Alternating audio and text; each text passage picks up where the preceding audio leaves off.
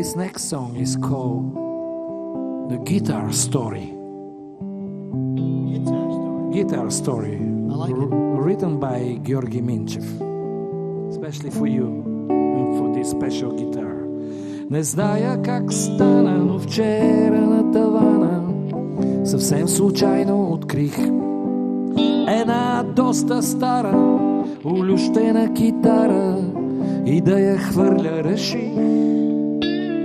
Посегнах да я вдигна, но точно да я стигна, чух един тих гласец да казва: моля те, не дей, изпей ми Yesterday, нали твърдиш, че си певец? Усетих, че треперя, че не мога да намеря вратата, да избягам навън. Ощипах си ръката, почесах си главата, убедих се, не беше сън. Занесох я вкъщи, а пак тя се намръщи, каза: защо ме водиш у вас? Заведи ме поне на едно турне, да видиш целия свят, ще заговори за нас.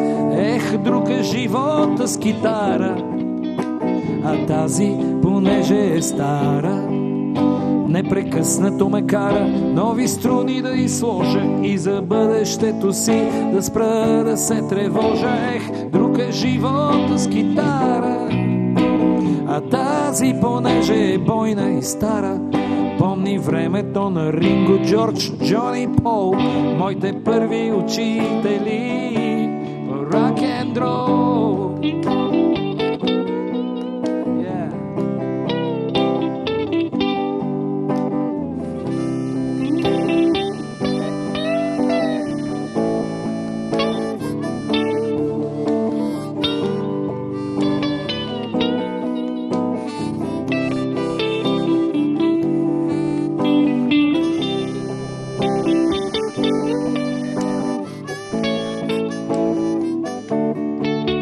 Вечерта се върнах рано, взех листи на коляно, писах песни, изобщо не спах.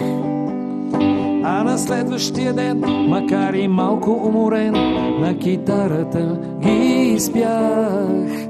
Тя горката въздъхна и направо се пъхна сама в моите ръце.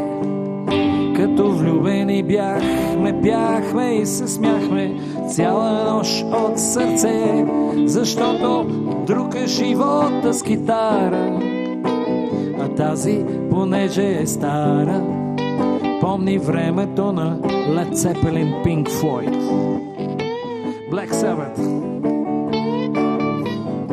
Mike Bloomfield, Paul Butterfield, Muddy Waters, Muddy Mississippi Waters, McKinley Morganfield, Little Walter и други. А тази, понеже е стара, помни времето на Бата и Гошо, Ролинг Стоунс, моите вечни учители, рок н рол.